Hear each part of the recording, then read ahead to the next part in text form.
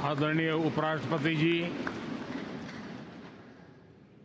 आदरणीय स्पीकर महोदय, मंच पर विराजमान सभी वरिष्ठ महानुभाव और 140 करोड़ देशवासियों के प्रतिनिधि, सभी माननीय सांसदगण, आपको और देशवासियों को गणेश चतुर्थी की अनेक अनेक शुभकामनाएं।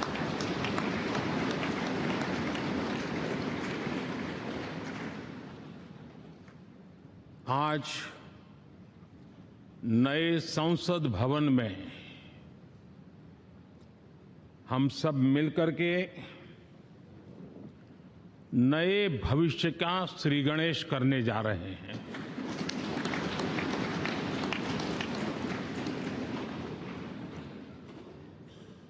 आज हम यहां विकसित भारत का संकल्प दोहराना,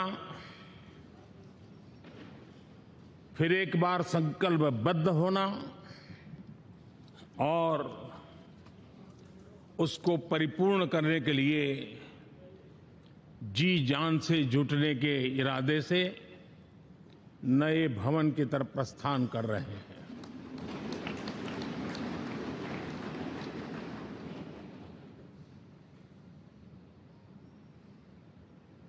सम्माननीय सभागृह, ये भवन और उसमें भी ये सेंट्रल हॉल एक प्रकार से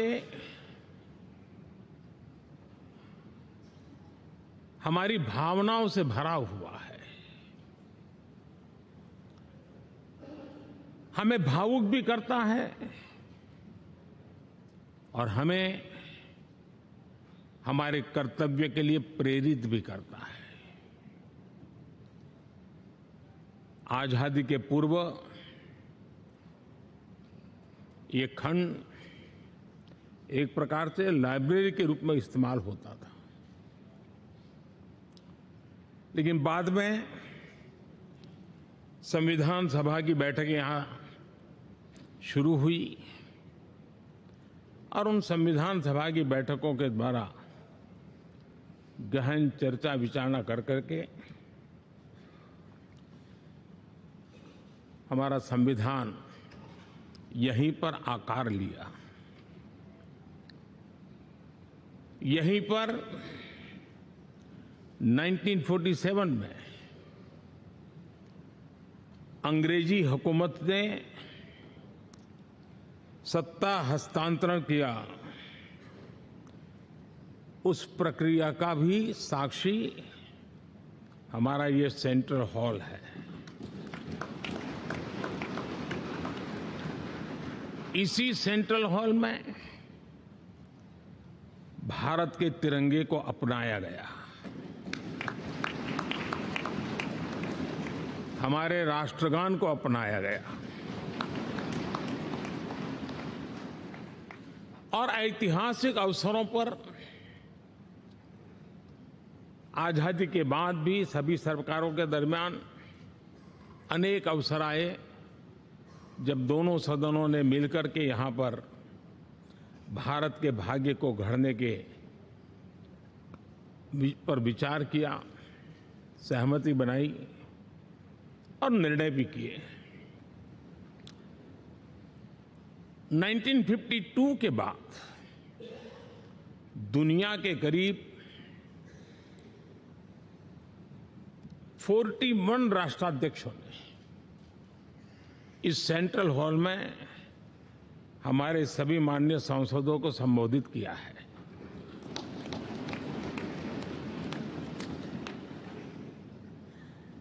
हमारे राष्ट्रपति महोदयों के द्वारा 86 बार यहां संबोधन किया गया है।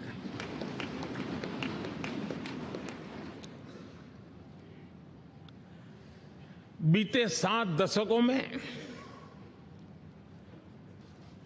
जो भी साथी इन जिम्मेवारियों से गुजरे हैं, जिम्मेवारियों को संभाली है, अनेक कानूनों, अनेक संशोधन और अनेक सुधारों का हिस्सा रहे हैं। अभी तक लोकसभा और राज्यसभा ने मिलकर करीब करीब 4000 से अधिक कानून पास किए हैं।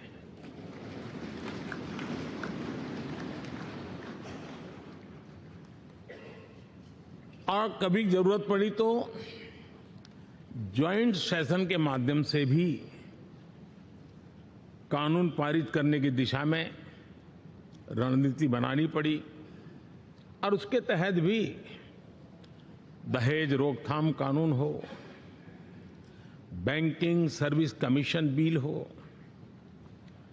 आतंक से लड़ने के लिए कानून हो, ये संयुक्त सत्र में पास किए गए हैं, इसी गृह में पास किए गए। इसी संसद में मुस्लिम बहन बेटियों को न्याय की जो प्रतीक्षा थी, शाहबानो केस के कारण कुछ गाड़ी उल्टी पार्टी पर चढ़ गई थी, इसी सदन ने हमारी उस गलतियों को ठीक किया और 3 तलाक विरुद्ध कानून हम सब ने मिलकर के पारित किया। संसद ने बीते वर्षों में ट्रांसजेंडर को न्याय देने वाले कानूनों का भी निर्माण किया। इसके माध्यम से हम ट्रांसजेंडर के प्रति सद्भाव और सम्मान के भाव के साथ उनको नौकरी, शिक्षा, स्वास्थ्य, बाकी जो सुविधाएं हैं, एक गरिमा के साथ प्राप्त कर सके, इसकी दिशा में हम आगे बढ़े। हम सभी ने मिलकर हमारे दिव्यांग जनों के लिए भी उनकी जरूरतों को देखते हुए, उनके एस्पिरेशंस को देखते हुए ऐसे कानूनों का निर्माण किया जो उनके लिए उज्जवल भविष्य की गारंटी बन रहे हैं। आर्टिकल 370 हटाने से लेकर वो विषय ऐसा रहा जो शायद ही कोई दशक ऐसा होगा कि चर्चा न हुई हो, चिंता न हुई हो और मांग न हुई हो। आक्रोश भी व्यक्त हुआ, सभागृह में भी हुआ, सभागृह के बाहर भी हुआ, लेकिन हम सबका सौभाग्य है कि हमें सदन में आर्टिकल 370 से मुक्ति पाने का, अलगाववाद, आतंकवाद के खिलाफ लड़ाई लड़ने का एक बड़ा महत्वपूर्ण कदम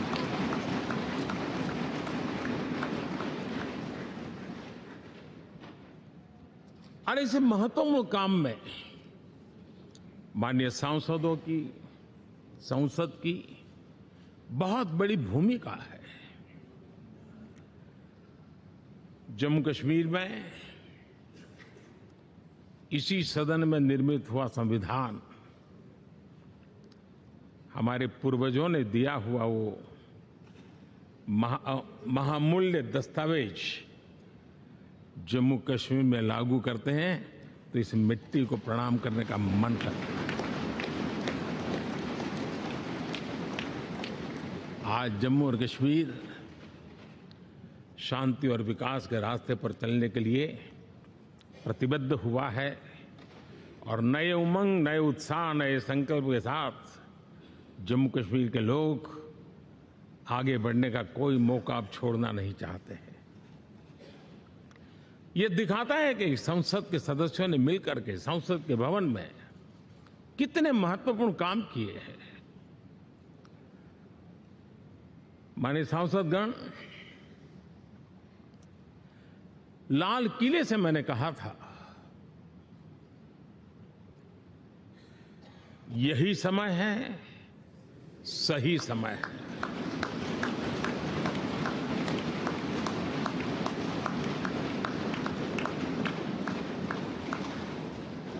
एक के बाद एक घटनाओं की तरफ हम नजर करेंगे।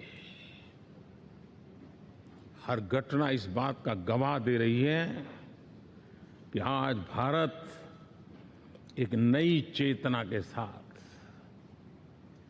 पुनर्जागृत हो चुका है।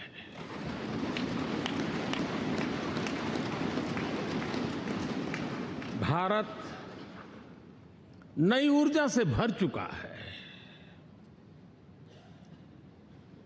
और यही चेतना, यही ऊर्जा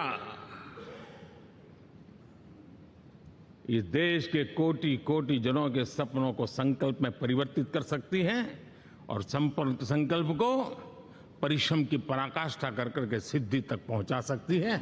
ये हम देख सकते हैं।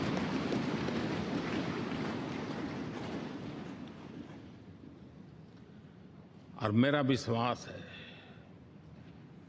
देश जिस दिशा में चल पड़ा है, इच्छित परिणाम अवश्य प्राप्त होंगे।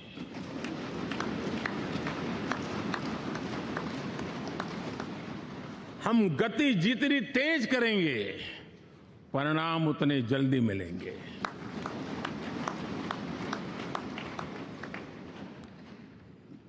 आज भारत 5वीं अर्थव्यवस्था पर पहुंचा है, लेकिन पहले 3 में पहुंचने के संकल्प के साथ बढ़ रहा है।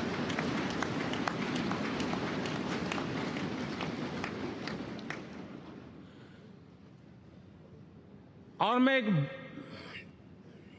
जिस स्थान पर बैठा हूं, जो जानकारियां प्राप्त होती है, उसके आधार पर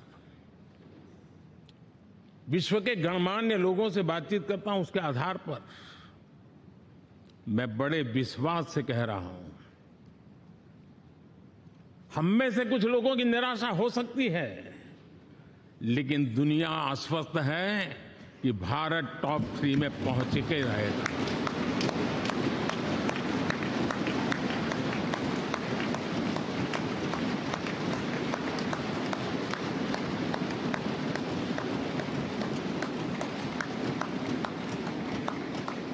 भारत का बैंकिंग सेक्टर आज अपनी मजबूती के कारण से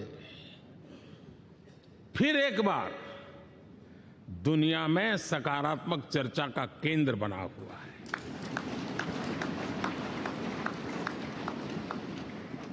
भारत का गवर्नेंस का model, UPI, digital stack,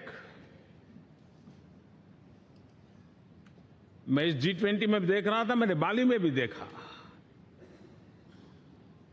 technology की दुनिया को लेकर के भारत का नौजवान जिस प्रकार से आगे बढ़ रहा है, पूरे विश्व के लिए कौतुक भी है, आकर्षण भी है और स्वीकृति भी है।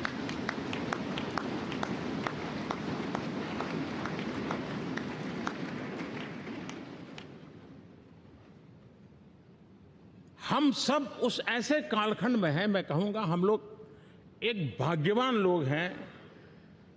ऐसी भाग्यवान समय में हमें कुछ दायित्व निभाने का अवसर आया है और हमारा सबसे बड़ा भाग्य है कि आज इंडियन एस्पिरेशंस उस ऊंचाई पर हैं जो शायद पिछले 1000 साल में नहीं रहे होंगे।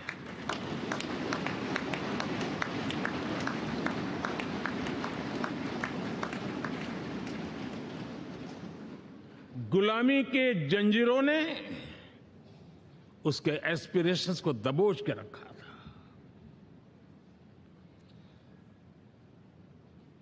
उसकी भावनाओं को तहस नहस कर दिया था। आजाद भारत में अपने सपने संजो रहा था, चुनौतियों से जूझ रहा था, लेकिन मिलकर के आज जहां पहुंचे हैं, अब वहां वो रुकना नहीं चाहता है। वो एस्पिरेशनल सोसाइटी के साथ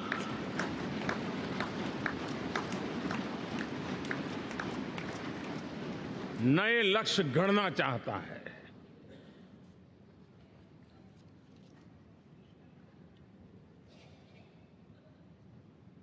जब एस्पिरेशन सोसाइटी सपने संजोते ही हो, संकल्प लेकर के निकल पड़ी हो, तब पुराने कानूनों से मुक्ति पाकर नए कानूनों का निर्माण करके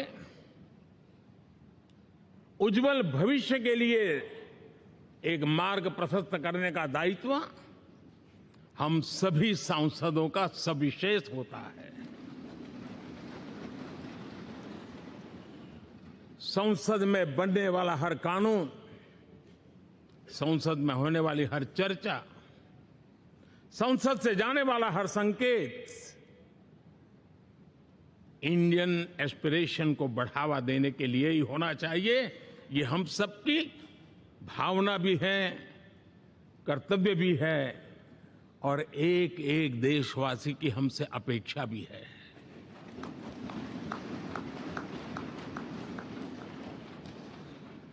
हम जो भी रिफॉर्म करें उसके मूल में इंडियन एस्पिरेशन सबसे सर्वोच्च पद पर होना चाहिए, प्राथमिकता पर होना चाहिए।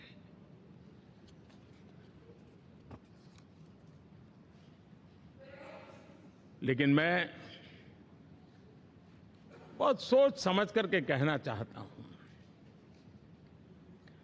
क्या कभी छोटे कैनवास पर कोई बड़ा चित्र बना सकता है क्या?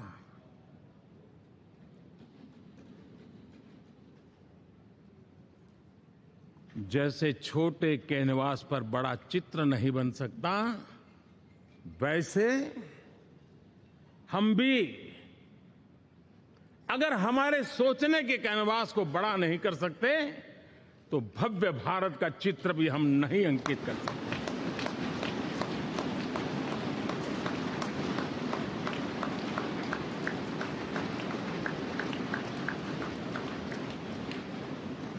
पचहत्तर साल का हमारे पास अनुभव है।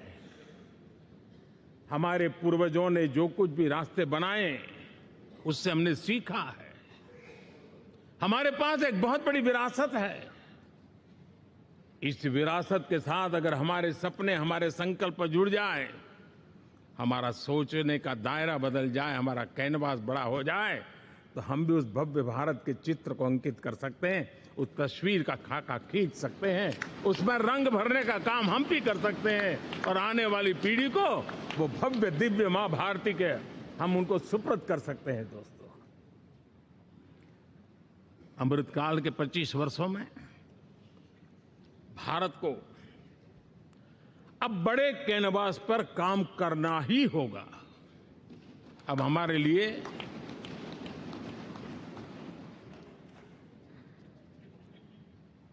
छोटी छोटी चीजों में उलझना वो वक्त चला गया है। हमें आत्मनिर्भर भारत बनाने के लक्ष्य को सबसे पहले परिपूर्ण करना चाहिए और हमसे शुरुआत होती है, हर नागरिक से शुरुआत होती है। और आज दुनिया में भी एक समय ऐसा था कि लोग मुझे कहते थे, हमारे बड़े बड़े बुद्धिजीवी और अर्थशास्त्री लिखते थे कि मोदी आत्मनिर्भर की बात करता है तो मल्टीलेटरलिज्म के सामने चुनौती तो बन नहीं जाएगा, ग्लोबल इकोनॉमी के जमाने में ठीक तो नहीं होगा। लेकिन 5 साल के भीतर भीतर देखा, दुनिया भारत के आत्मनिर्भर मॉडल की चर्चा करने लग गई है।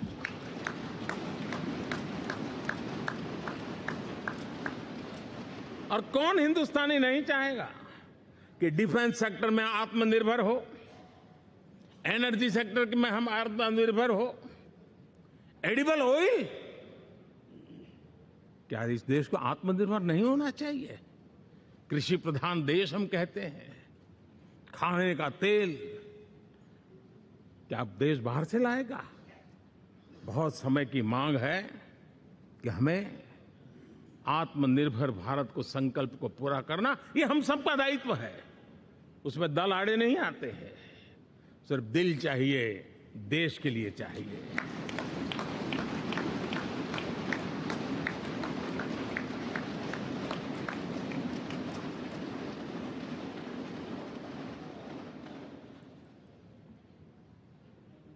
हमें अब मैन्युफैक्चरिंग सेक्टर में दुनिया में सर्वश्रेष्ठ बनने की दिशा में ही कदम रखने होंगे। और मैंने एक बार लाल किले से कहा था, जीरो डिफेक्ट जीरो इफेक्ट। हमारे प्रोडक्ट में कोई डिफेक्ट ना हो, हमारी प्रक्रिया में पर्यावरण पर कोई इफेक्ट ना हो, ऐसा जीरो डिफेक्ट जीरो इफेक्ट वाला हमें दुनिया के सामने मैन्युफैक्चरिंग क्षेत्र में जाना होगा।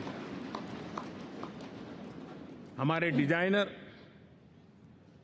हमारे यहां निर्माण हो रही डिजाइन्स, हमारे सॉफ्टवेयर, हमारे एग्रीकल्चर प्रोडक्ट्स, हमारे हस्तशिल्प, हर क्षेत्र में अब हमें वैश्विक मापदंडों को पार करने के इरादे से ही चलना चाहिए, तब जाकर के विश्व के अंदर हम अपना झंडा फहरा सकते हैं। मेरे गांव में मेरा सबसे अच्छा माल हो, इतनी बात नहीं चलेगी। मेरे राज्य में मेरा सबसे अच्छा प्रोडक्ट नहीं चलेगा, मेरे देश में मेरा सबसे अच्छा प्रोडक्ट नहीं चलेगा, दुनिया में मेरा प्रोडक्ट सबसे अच्छा होगा, ये भाव हमें पैदा होगा।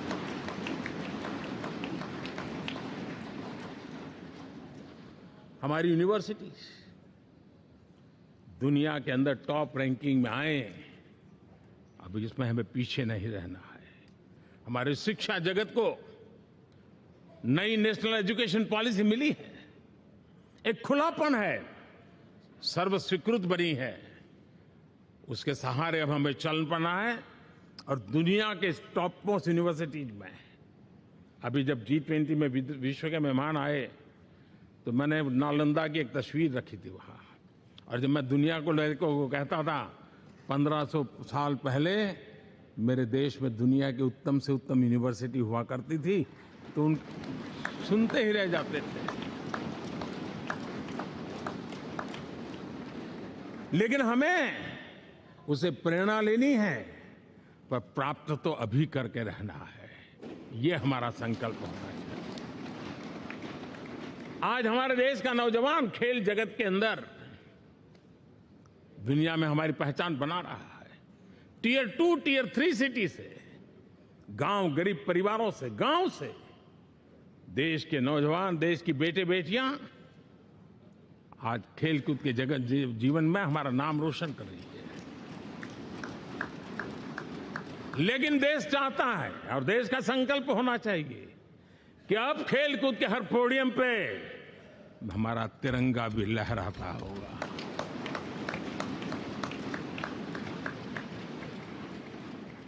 हमें अब पूरा हमारा दिमाग क्वालिटी पर फोकस करना ही होगा, ताकि हम विश्व की आशा अपेक्षाओं के अनुकूल और भारत के सामान्य मानव के जीवन में भी क्वालिटी ऑफ लाइफ के प्रति जो एस्पिरेशन बढ़ा है, उसको हम एड्रेस कर पाए। और जैसे मैंने कहा कि हम भाग्यवान हैं कि हम उस समय काम कर रहे हैं जब समाज अपने आप एक एस्पिरेशनल सोसाइटी है। हमारा और भी एक भाग्य है कि हम उस समय हैं जब हिंदुस्तान युवा देश है। हम दुनिया में सबसे ज्यादा जन आबादी वाला तो देश बने ही हैं, लेकिन सबसे बड़ी आबादी, उसमें भी सबसे युवा, ये पहली बार हुआ है।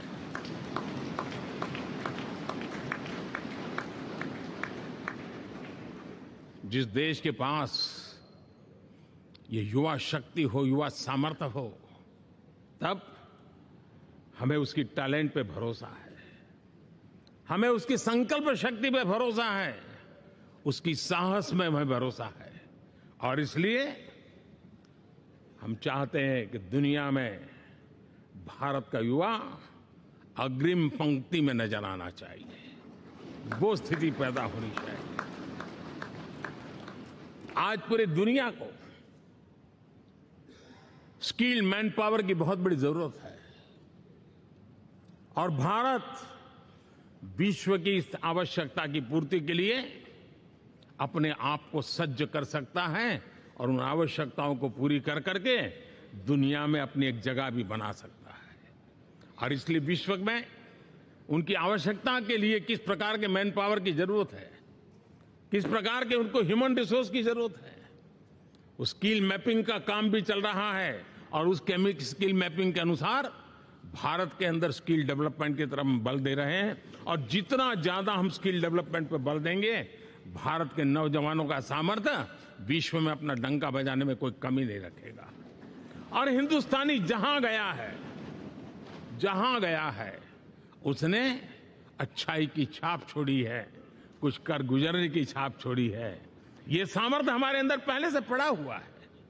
और हमारे पहले जो लोग गए हैं उन्होंने इससे छवि भी बना के रखी हुई है। आपने देखा होगा पिछले दिनों करीब 150 नर्सिंग कॉलेज एक साथ खोलने का निर्णय किया। पूरे दुनिया में बहुत बड़ी रिक्वायरमेंट है नर्सिंग की। हमारी बहन, हमारी बेटियां, हमारे बेटे उस क्षेत्र में दुनिया में पहुंच सकते हैं, आसानी से पहुंच सकते हैं। पूरे विश्व की जरूरत है। और ये तो मानवता का काम है जिसमें हम पीछे नहीं रहेंगे। आज मेडिकल कॉलेजेस का इतना व्यापक रूप से निर्माण देश की आवश्यकता तो पूरी करनी ही करनी है, दुनिया की आवश्यकताओं में भी योगदान दे सकते हैं। कहने का तात्पर्य यही है, हर छोटी चीज पर बारीकी से ध्यान देते हुए, उस पर अपना ध्यान केंद्रित करते हुए हमें आगे बढ़ना है। हमें भविष्य के लिए सही समय पर सही फैसले भी लेने होते हैं। हम फैसलों को टाल नहीं सकते हैं। हम राजनीतिक लाभ नुकसान के गणा भाग के अंदर अपने आप को बंधी नहीं बना सकते हैं। हमें तो देश के एस्पिरेशन के लिए हिम्मत के साथ नए निर्णय करने होते हैं। आज सोलर पावर के सफल मूवमेंट्स हमारी भावी पीढ़ी के लिए एनर्जी क्राइसिस से मुक्ति की गारंटी दे रहा है। आज मिशन हाइड्रोजन आने वाले दिनों में जो एनवायरमेंट की चिंता है, जो टेक्नोलॉजी में बदलाव आ रहा है, उसके समाधान का रास्ता देने का सामर्थ्य रखती है। आज हमारा सेमीकंडक्टर जिस प्रकार से जीवन चलाने में हमारे हृदय की जरूरत रहती है, वैसे ही आज हमारी टेक्नोलॉजी चिप्स के बिना चल नहीं सकती। और सेमीकंडक्टर उसके लिए बहुत अनिवार्य है। उस दिशा में हम आगे जाकर के इलेक्ट्रॉनिक मैन्युफैक्चरिंग में कोई रुकावट ना आए और जीवन कहीं अटक न जाए, उसलिए एक बहुत बड़ी मात्रा में हम काम कर रहे हैं। जल जीवन मिशन, हर जिले में 75 अमृत सरोवर, हमारी भावी पीढ़ी को, हमारे बच्चे उनको कभी पानी के बिना तरसना न पड़े, इसकी चिंता हम आज कर रहे हैं। विश्व के बाजार में हमारा हर व्यापार कारोबार पहुंचे, कॉम्पिटिटिव ताकत के साथ खड़ा रहे, लॉजिस्टिक सिस्टम को और अधिक कम खर्च वाला बनाना, एफिशिएंट बनाना, उस दिशा में हम बहुत नीतियां लेकर के चल रहे हैं। आज समय की मांग है कि भारत का एक ऐसा भारत का हम निर्माण करें। नॉलेज, इनोवेशन, ये समय की मांग है और दुनिया में हमें अग्रिम पंक्ति में जाने का ये रास्ता भी है। और इसलिए पिछले हमने समय नेशनल एजुकेशन पॉलिसी के साथ साथ टेक्नोलॉजी के बढ़ावे के लिए हमने रिसर्च और इनोवेशन का एक कानून भी पारित किया है, ताकि हमारे देश के नौजवानों को इस इनोवेशन के और चंद्रयान 3 की सफलता के बाद देश के नौजवानों के मन में विज्ञान की तरफ आकर्षण बढ़ रहा है। हमें मौका गंवाना नहीं है। हमारी युवा पीढ़ी को हमने रिसर्च और इनोवेशन के लिए पूरे अवसर देने हैं और इस इकोसिस्टम को बनाने के लिए हमने एक उज्जवल भविष्य के निर्माण की नींव रखी है। आदरणीय बंधुगण, सामाजिक न्याय ये हमारी पहली शर्त है। बिना सामाजिक न्याय, बिना संतुलन, बिना समभाव, बिना समत्व हम इच्छित परिणामों को घर के भीतर प्राप्त नहीं कर सकते। लेकिन सामाजिक न्याय की चर्चा बहुत सीमित बन के रह गई। हमें उसको व्यापक रूप में देखना होगा। हम किसी गरीब को कोई सुविधा दें, किसी समाज में दबे कुचले व्यक्ति को कोई सुविधा दें, वो तो सामाजिक न्याय की एक प्रक्रिया है। लेकिन उसके घर तक पक्की सड़क बन जाए ना, वो भी सामाजिक न्याय के लिए उसको मजबूती देती है। उसके घर के नजदीक में बच्चों के लिए अगर स्कूल खुल जाए तो वो भी उसको सामाजिक न्याय की मजबूती देती है। उसको बिना खर्च अगर आरोग्य में समय की जरूरत पड़े वो मिले, तब जाकर के सामाजिक न्याय की मजबूती मिलती है। और इसलिए जिस प्रकार से समाज व्यवस्था में सामाजिक न्याय जरूरत है, वैसा ही राष्ट्र व्यवस्था में सामाजिक न्याय की आवश्यकता है। अब देश का कोई हिस्सा पीछे रह जाए, अविकसित रह जाए, ये भी सामाजिक न्याय के खिलाफ है। दुर्भाग्य से देश का पूर्वी इलाका, भारत का पूर्वी भाग, जो समृद्धि से भरा हुआ है, लेकिन वहां के नौजवानों को रोजगार के लिए दूसरे इलाके में जाना पड़ रहा है। ये स्थिति हमें बदलनी है। हमारे देश के उस पूर्वी भाग को, इलाका को समृद्ध बना करके सामाजिक न्याय की मजबूती भी हमने देनी है। असंतुलित विकास, शरीर कितना भी स्वस्थ क्यों न हो, लेकिन एक उंगली को भी अगर लकवा मार गया है तो शरीर स्वस्थ नहीं माना जाता है।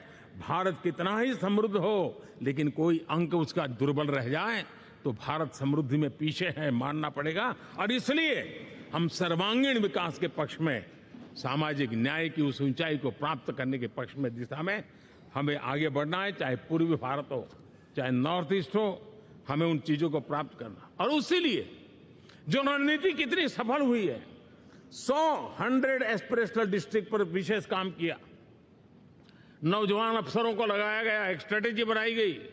आज दुनिया उस मॉडल की चर्चा कर रही है। और आज 100 डिस्ट्रिक्ट, देश के कोने कोने में जो पीछे माने जाते थे, उसको बोझ मान लिया गया था। आज स्थिति ये बनी है कि 100 डिस्ट्रिक्ट अपने अपने राज्य में लीड कर रहे हैं, राज्य की एवरेज से भी ऊपर जा रहे हैं। और इस सफलता को देख करके, सामाजिक न्याय की इस भावना को मजबूत करते हुए 100 डिस्ट्रिक्ट में से आगे बढ़ करके अब जमीनी स्तर पर ले जाने के लिए 500 ब्लॉक तक उनको एस्पिरेशनल डिस्ट्रिक्ट ब्लॉक के नाते आइडेंटिफाई करके उसको मजबूती करने देने का काम चल रहा है। और मुझे विश्वास है ये एस्पिरेशनल ब्लॉक्स है, वो एक विकास का नया मॉडल बनने वाले हैं। वो एक प्रकार से देश के विकास के एक नए ऊर्जा केंद्र बनने की संभावना रखते हैं। और उस दिशा में भी हम आगे बढ़ रहे हैं। माननीय सांसदगण,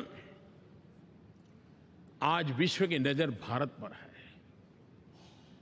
शीत युद्ध के समय हमारी पहचान गुटनिरपेक्ष देश के रूप में रही।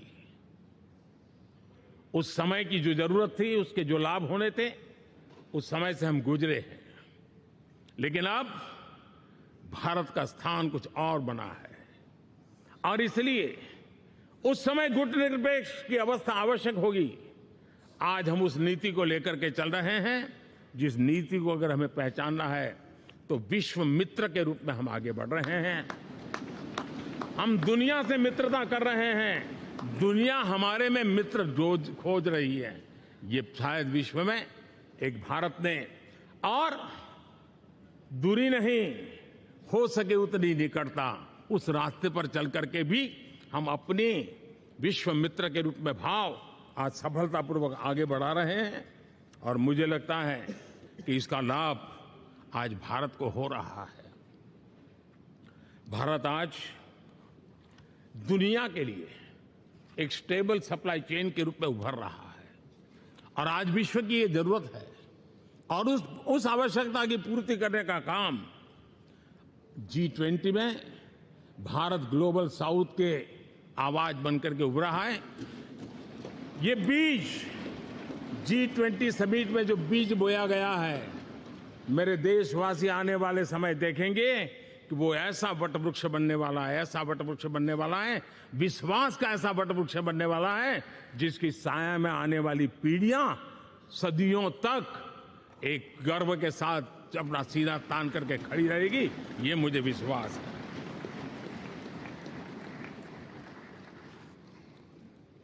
इस G20 में एक बहुत बड़ा काम हमने किया है, बायोफ्यूल अलायंस का। हम विश्व के नेतृत्व करते रहे, दिशा दे रहे हैं, और विश्व को बायोफ्यूल अलायंस में दुनिया के सभी देश देखते ही देखते उसकी सदस्यता ले रहे थे, और एक बहुत बड़ा आंदोलन खड़ा होने जा रहा है, और जिसका नेतृत्व ये हमारा भारत कर रहा है। छोटे छोटे महाद्वीप, उनके साथ भी आर्थिक कॉरिडोर बनाने की दिशा में हमने बड़ी मजबूती के साथ कदम उठाए हैं। आदरणीय बंधुगण, आदरणीय उपराष्ट्रपति जी, आदरणीय स्पीकर महोदय, आज हम यहां से विदाई लेकर के नए भवन में जा रहे हैं, संसद के नए भवन में बैठने वाले हैं, और ये शुभ है, गणेश चतुर्थी के दिन बैठ रहे हैं।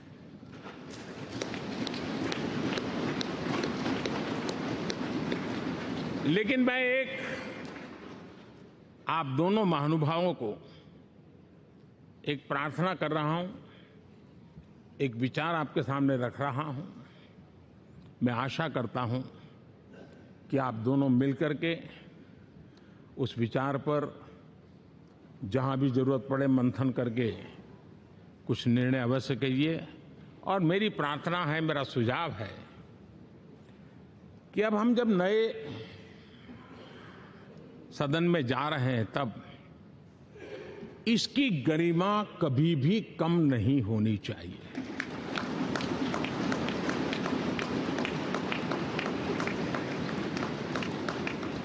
इसे सिर्फ पुरानी पार्लियामेंट कह करके छोड़ दें, ऐसा नहीं होना चाहिए। और इसलिए मेरी प्रार्थना है कि भविष्य में अगर आप सहमति दे दोनों महानुभाव, तो इसको संविधान सदन के रूप में जाना जाए।